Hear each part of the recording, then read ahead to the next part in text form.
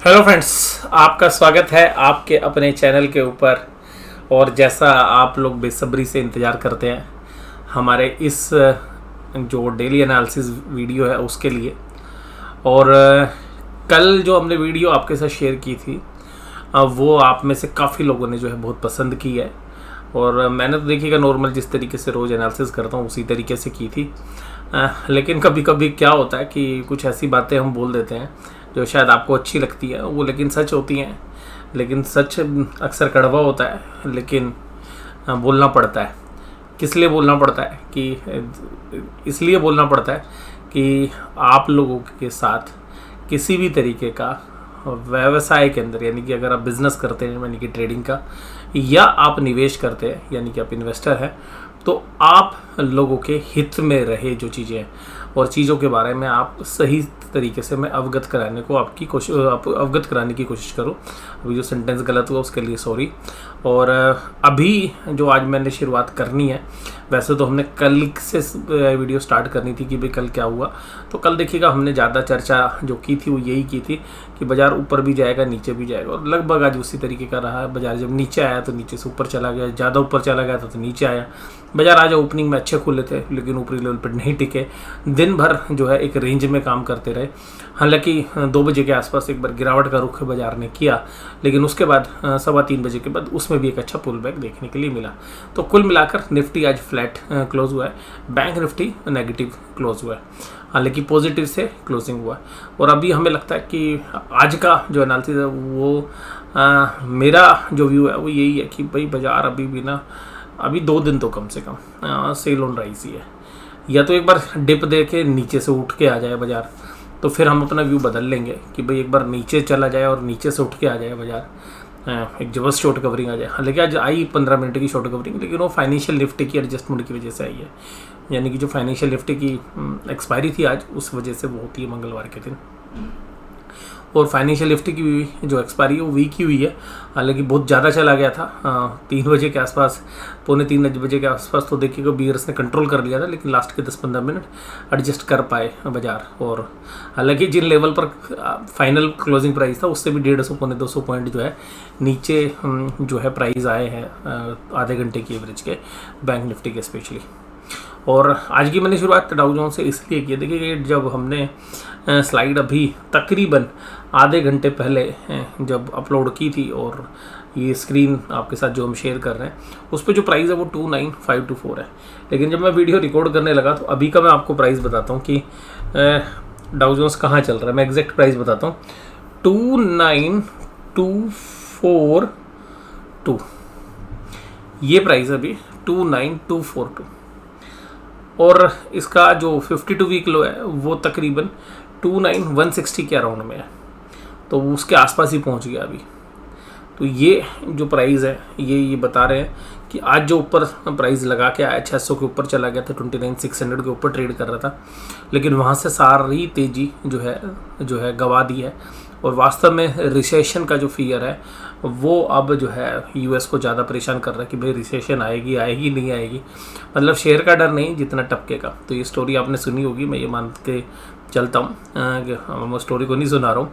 तो शेयर का डर नहीं जितना टपके का, और वास्तव में अब इनके यहाँ पे तो शेयर आ रहा है या टपका आ रहा है वो तो बाद की बात है, लेकिन अभी जो रिसेशन है उसका डर जो है अब फेडरल जो रिजर्व्स हैं उसकी जो मैनेजमेंट कमेटी है, यानी कि जो फॉरवर्ड ओपन मार्केट जो कमेटी है उसके अंदर जो मेंबर्स हैं उन लोगों ने भी आज बोला कि कुछ अनएक्सपेक्टेड भी चीज़ें हो सकती हैं और वो सरकमस्टांसेस यूएस में रिसेशन जो है क्रिएट कर सकती है। यानी कि अब दबी हुई आवाज़ के अंदर फेडरल रिजर्व भी मानने लगा है कि भाई हाँ यूएस में रिसेशन आ गई। और अभी आपको 242 बोला था, अभी देखिएगा 218 पे आ गया है डाउ जोन्स इस समय पर। और सबसे ख़ास बात ये है कि नेस्डैक जो है पॉजिटिवली चल रहा है, S&P 500 भी पॉजिटिव चल रहा था, लेकिन S&P 500 भी अभी माइनस में आ गया है। अभी जो है नेस्डैक पॉजिटिवली काम कर रहा है अभी भी। तो ये जो यूएस मार्केट में जो अब ये खलबली मच रही है, इस खलबली का असर जो है हमारे बाज़ारों में भी हो रहा है, लेकिन थोड़ा देर से हुआ है। तो ये मैंने आपको कल स्टोरी भी बताई थी, तो अभी देखिएगा इस पर क्लोजली जो है आपको वॉच करना पड़ेगा, क्योंकि हम भी ये उम्मीद कर रहे थे कि यार एक रिलीफ रैली यार डाउ जोन्स में दे दो। तो हम ये उम्मीद कर रहे थे कि डाउ जोन्स में आज एक रिलीफ रैली होगी। जिसकी वजह से हमारे बाज़ार भी टिके रहे और हमारे बाज़ारों ने भी नीचे जो है एक बाइंग जो है सेंटीमेंट क्रिएट किया।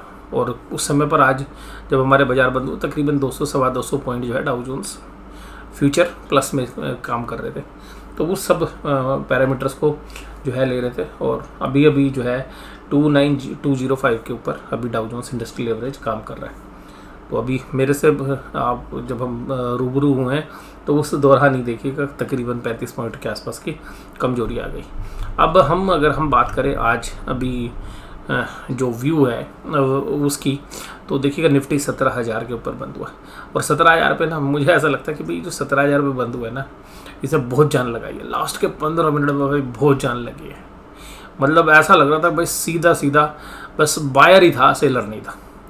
और वो फाइनेंशियल निफ्टी की वजह से भी है भाई। ये भी कह सकते हैं कि अगर 17,000 के नीचे बंद हो जाता है ना निफ्टी, तो बहुत सारे लोग जो अपनी तेज़ी की पोजीशन स्क्वेयर ऑफ कर देते लास्ट में। रीज़न ये होता है क्योंकि एक टेक्निकली क्लोजिंग जो है वीक मान ली जाती है। तो हालांकि 17,000 के ऊपर है तो जनरली तेज़ी करने वाले अभी होल्ड करे हुए हैं और जिन्होंने आज तेज़ी की होगी तो उन्होंने शायद नहीं काटी, क्योंकि अगर 17,000 के नीचे बंद होता हुआ नज़र आता तो एक फुल ऑफ सेल आ जाती लास्ट के 5-10 मिनट में कि भाई चलो आज की पोजीशन छोड़ के जाओ, बाजार तो वीक हो गया। तो अभी देखिएगा टेक्निकली बुल्स ने कम से कम ये अच्छा कर दिया आज कि भाई 17,000 के ऊपर बंद करा लिया। लेकिन यही शायद कल उसके लिए खतरे की घंटी बजने वाली है। और क्योंकि यूएस के बाज़ार पे आज नज़र रखिएगा, क्योंकि यूएस के बाज़ार अब बहुत बड़ा मतलब मेक और ब्रेक लेवल जो है उस लेवल पे खड़ा है। क्योंकि आप 52 वीक लो आपने पिछले हफ्ते तोड़ा, उसके बाद नीचे लो बनाया और जो लो आपने बनाया है अगर आज उसको भी तोड़ दिया तो जैसा, हालांकि अभी तोड़ा तो नहीं है लेकिन उसके करीब पहुंच गया है, 182 पे पहुंच गया है, 182 के ऊपर। तो ये भी जो है हमारे लिए चिंता की बात है और ये हमें क्लोजली वॉच करना है। और अगर आज ये 29,000 के नीचे क्लोज हो गया बाई चांस, हालांकि आज उम्मीद नहीं थी हमें क्योंकि जो जिस तरीके से डाउ जोन्स फ्यूचर काम कर रहे थे, बट मुझे जब 600 के ऊपर होल्ड होता हुआ नहीं नज़र आया तो मैंने भी ये सोचा था कि भाई 600 अगर होल्ड नहीं हो रहा ना तो फिर कहीं लगातार पेन ना आ जाए डाउ जोन्स में, तो वो हो भी गया। अब मैंने आपके साथ बात की थी निफ्टी में एम बनेगा, तो निफ्टी में एम तो बन चुका। अब ये भी हो सकता है एम थोड़ा और बड़ा ना हो जाए। एम तो देखिएगा अपने आप में वैसे ही बहुत अच्छा एम बन चुका है, लेकिन अब ये एम कहीं ये वाला एम तक ना पहुंच जाए तो ये वाला जो एम है इसकी भी संभावना बन सकती है।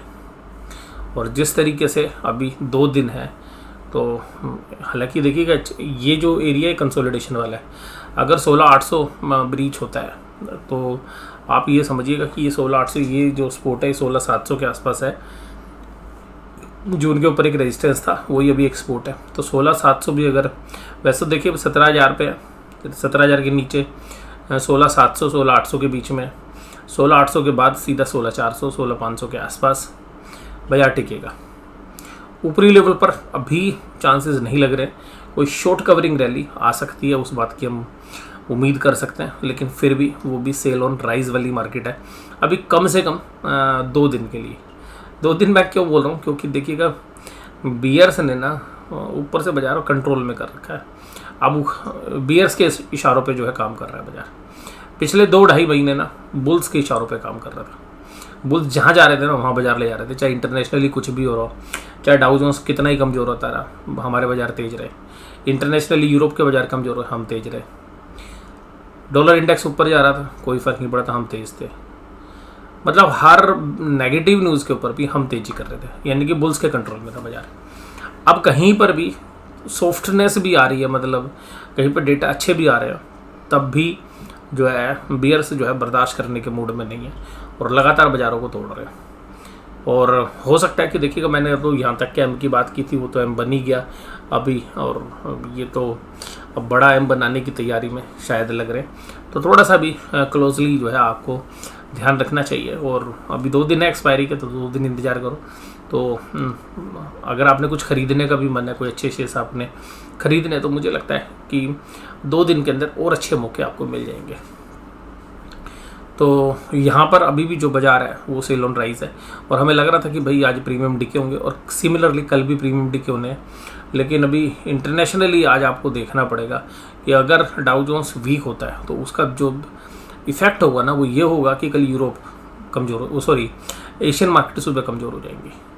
उसके बाद हमारे यहाँ पे भी जो इन्वेस्टर हैं, जो अभी तक मतलब जो रिटेल इन्वेस्टर्स है, वो स्पेशली बहुत मजबूत था। जब निफ्टी चल रहा था तो वो यही कह रहा था, भाई हमें किसी से डर नहीं है, हम तो हमारा तो बाजार ही अलग है, हमें ना एशिया से कुछ लेना है, ना हमें यूरोप से कुछ लेना है, ना हमारे को यूएस कुछ कर सकता है। लेकिन क्या होता, देर सवेर जब 3-4 दिन में बाजार गिरा है ना हमारा भी, तो उन लोगों के भाई से तोते उड़ गए। अब वो भी कह रहे हैं भाई हाँ कमज़ोरी तो हो सकती है। तो बात यही है कि हमारा जो व्यू है वो बहुत तेज़ी से बदल जाता है। और देखिएगा बाज़ार व्यू बदलवा ही देता है, आप कितने भी मजबूत हो पर बाज़ार जो है आपका व्यू बदलवा देता है। बहुत ही मुश्किल होता है कि आप अपने व्यू को ना बदलें, तो क्योंकि बाज़ार का जो एक्शन है वो बदलवा देता है। और हालांकि हमारा जो व्यू है एक लेवल के जाने के बाद हमने भी कहा था कि भाई इसके बाद अब बाज़ार जो है अपने हिसाब से चल रहा है।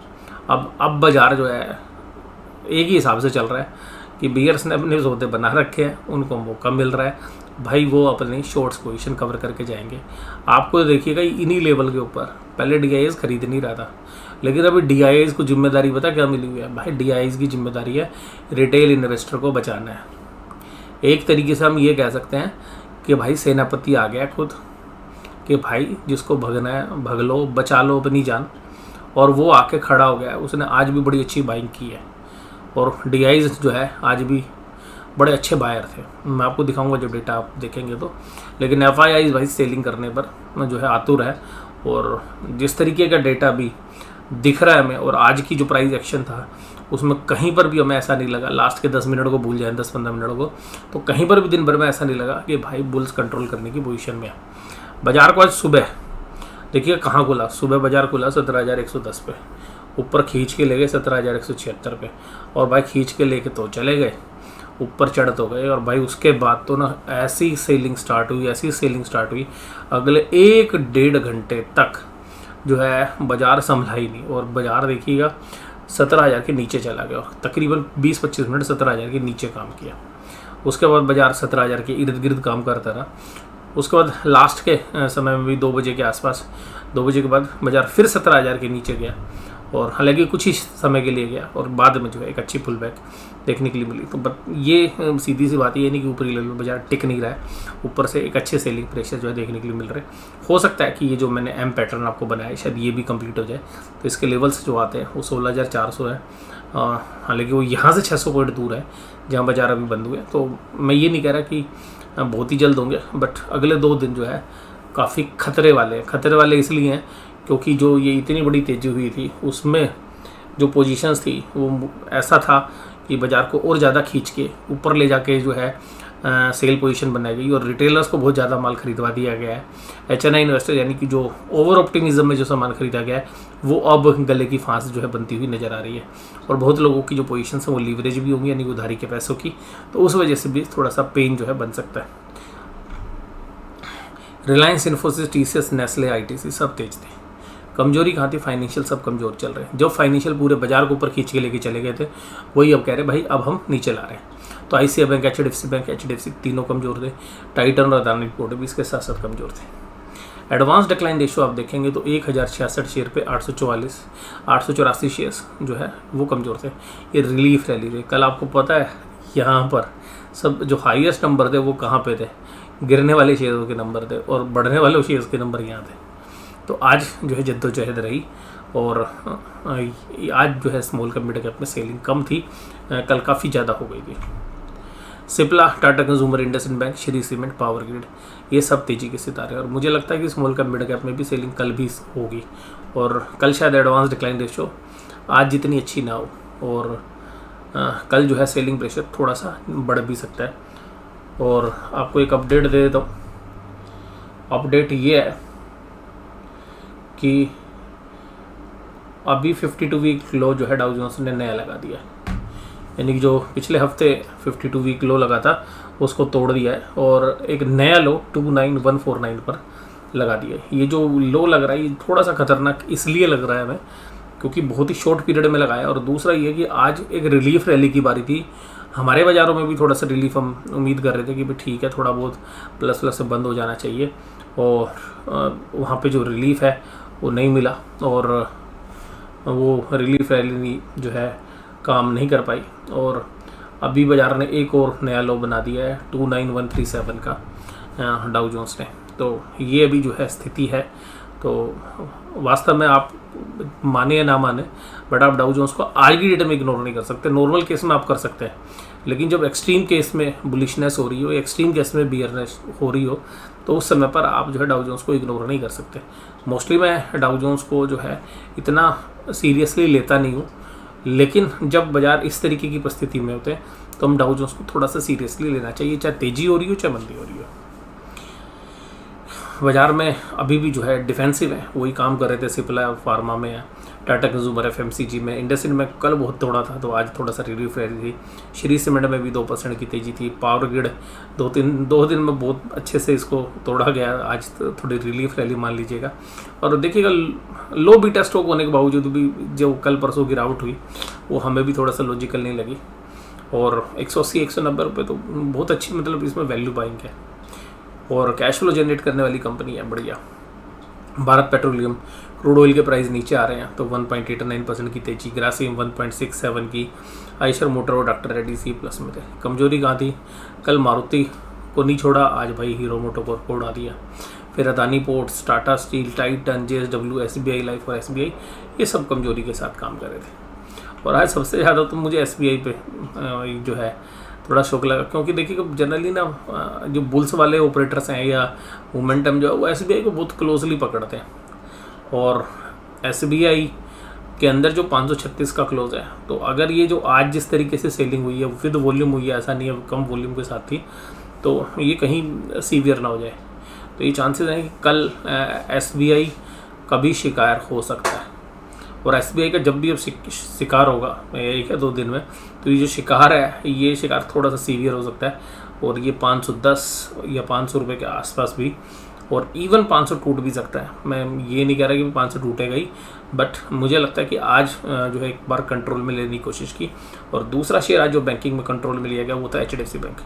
HDFC बैंक में एक बहुत ही अहम स्पोर्ट थी जिस पर मैंने की 1420 रुपये की, उसको तोड़ के बाजार ने उसको नीचे लपेट दिया और इतना बुरे तरीके से तोड़ा। लेकिन फाइनेंशियल निफ्टी में HDFC बैंक का बहुत बड़ा वेट है, तो एक पुल बैक जो है उसकी वजह से भी आपको देखने के लिए मिला, तो नीचे से उठाने की कोशिश की। और 3835 ने 257 पॉइंट की कमजोरी जो हुई है निफ्टी बैंक में, उससे पहले आप इसकी ओपनिंग प्राइस देखिएगा 3811, 39050 ऊपर के लेवल लगाए, फिर बाजार जो है 38359 पे।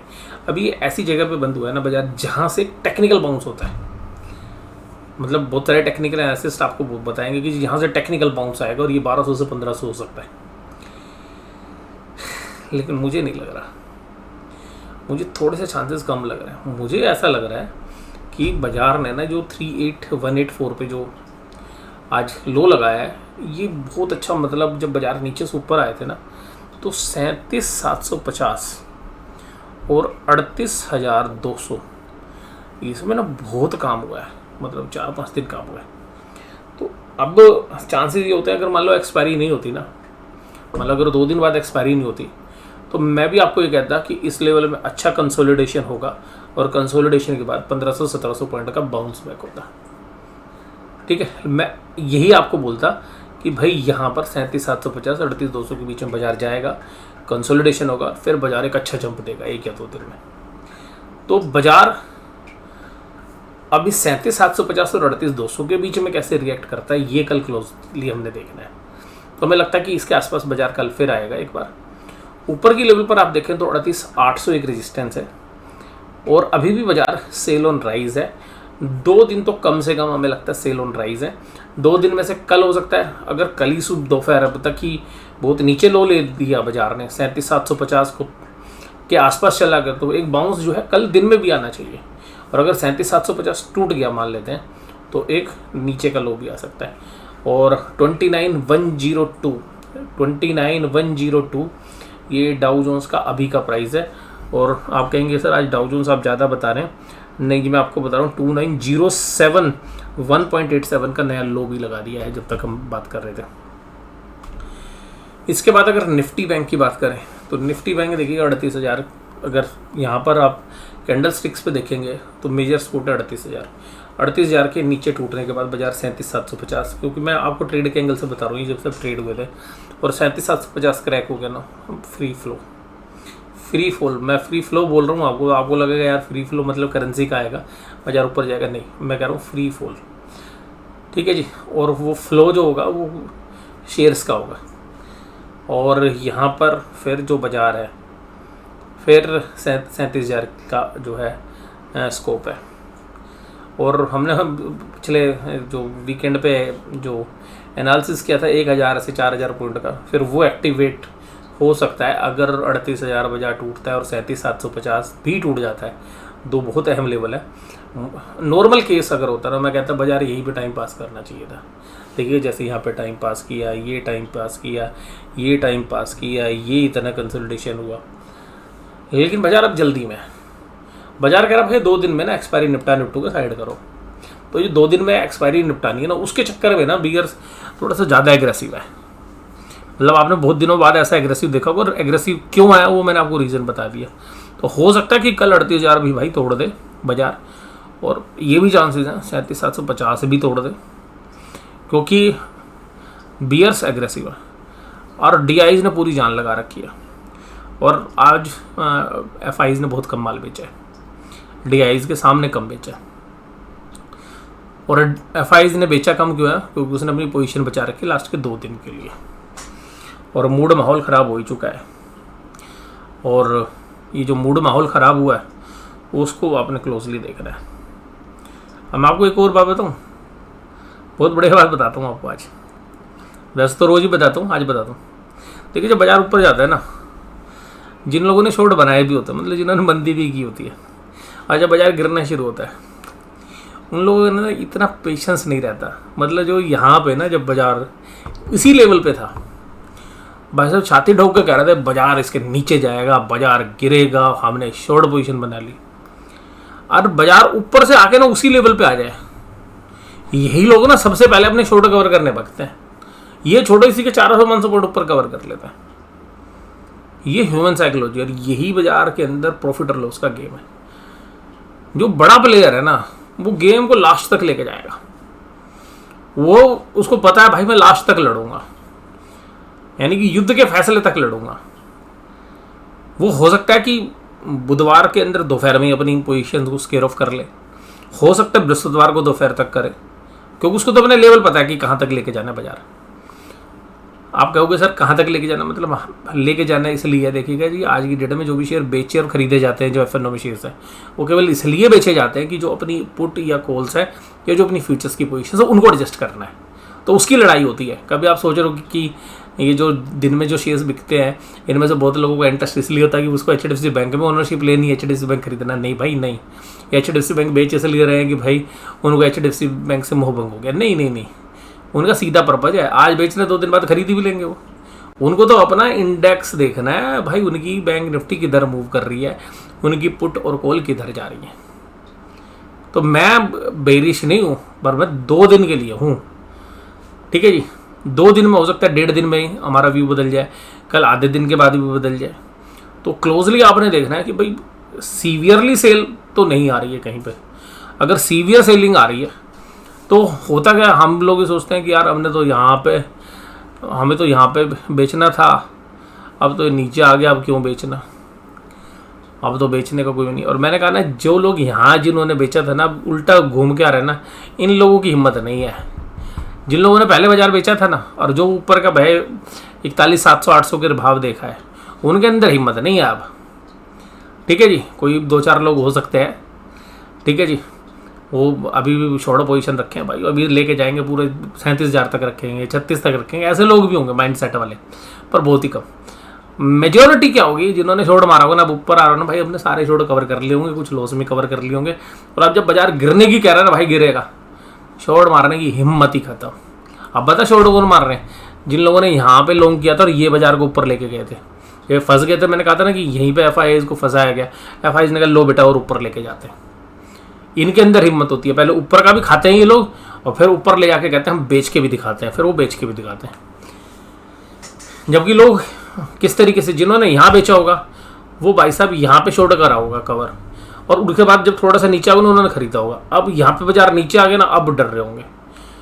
तो बात ये है कि बाजार में ना वो आदमी भी जीत जाता है। मैं आपको एक सिंपल सी बात बता रहा हूँ, बाजार में लॉन्ग रन के अंदर भी ना, लॉन्ग रन में एक वो आदमी भी जीत जाता है जो एक ही व्यू रखता है, यानी कि आप अपने मन को नहीं बदलता। मतलब वो बुल है तो बुल ही रहे, कोई बात नहीं, बाजार गिर जाए ना, बुल रहना भाई, उसने तेजी की ही पोजीशन बनानी है, वो जीतने की उसकी चांसेस ना बहुत अच्छे।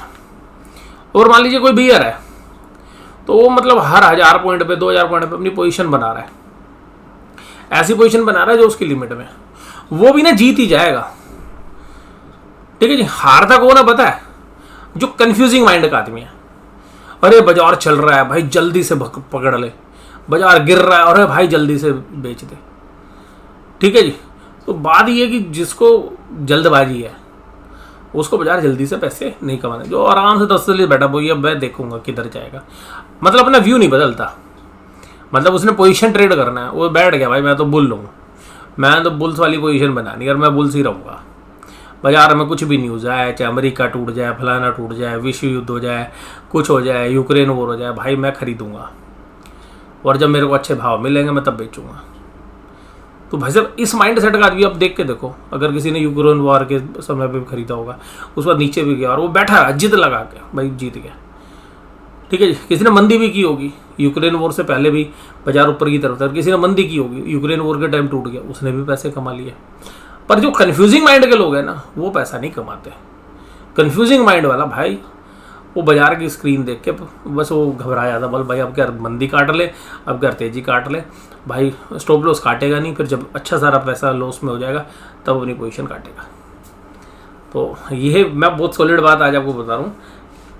उसके बाद देखिएगा IndusInd bank, PNB, federal bank, ये स्मॉल आज ठीक थे, एचडीएफसी बैंक कमजोर था और ये 1420 तोड़ दिया, ये थोड़ा सा वीकनेस वाला। लेकिन ये जो 1408 1410 का सप्लाई वाला जोन है, 1400 रुपये टूटते के साथ अगर 1400 एचडीएफसी बैंक टूटा, अगली स्कोर जाके 1380 पर आती है। और मैंने इस शेयर्स पे 6-7-8 महीने पहले बहुत काम किया, तब मैंने आपको बताया भी था। और ये 1380 के आसपास स्पोर्ट है, 1380 टूटने के बाद 1355-56 रुपये और 1380 के बीच में बहुत अच्छा सप्लाई जोन है।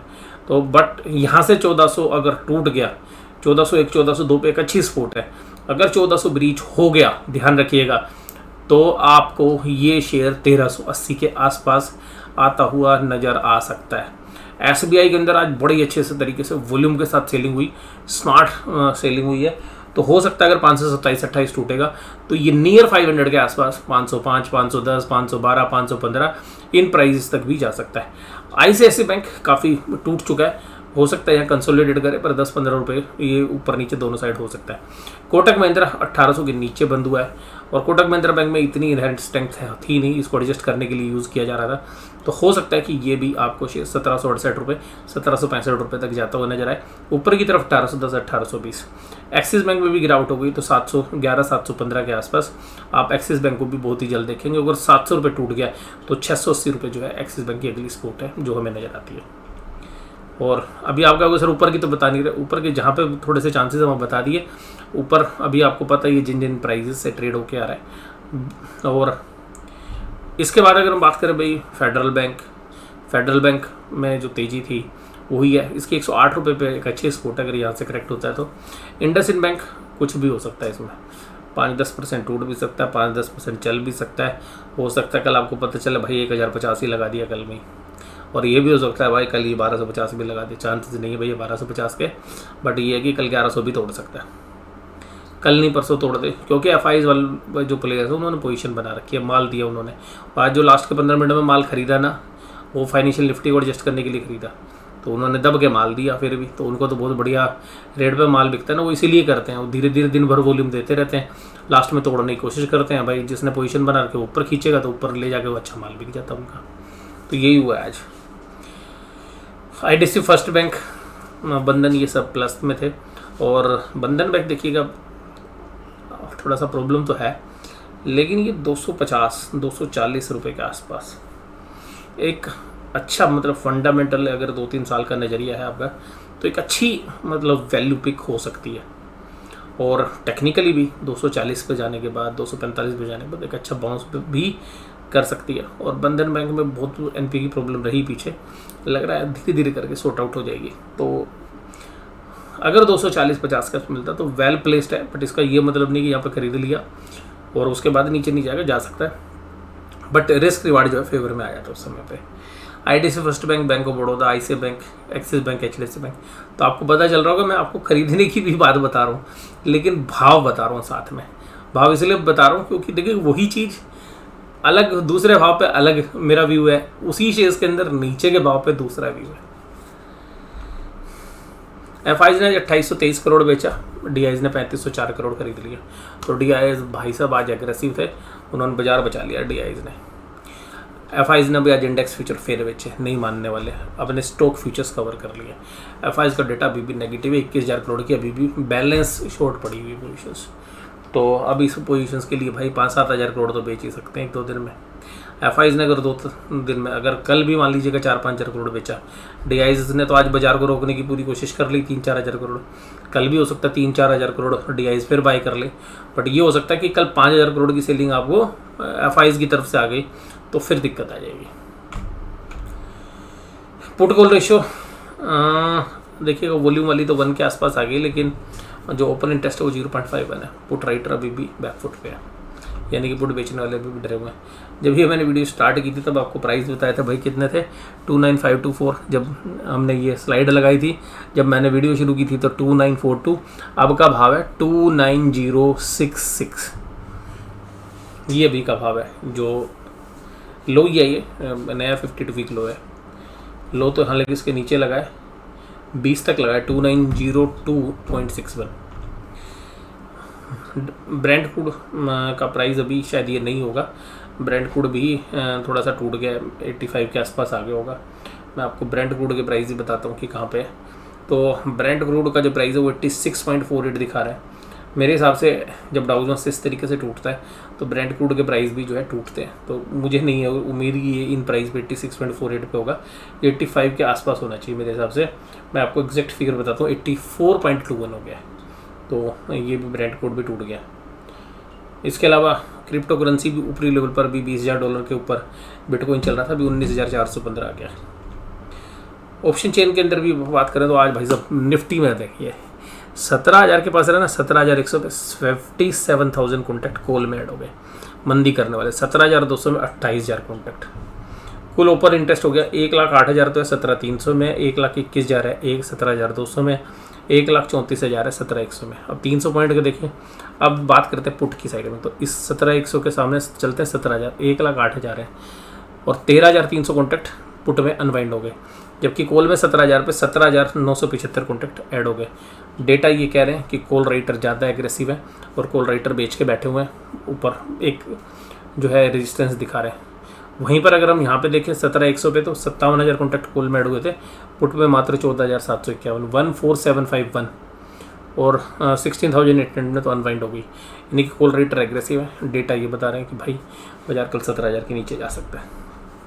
बैंक निफ्टी में 38,500 के आसपास चल रहा है, 49,000 कॉन्टैक्ट आज नए ऐड हुए कॉल में, पुट में तो 5270, 38,600 में 21,952, जबकि इधर की तरफ देखें 39,0748।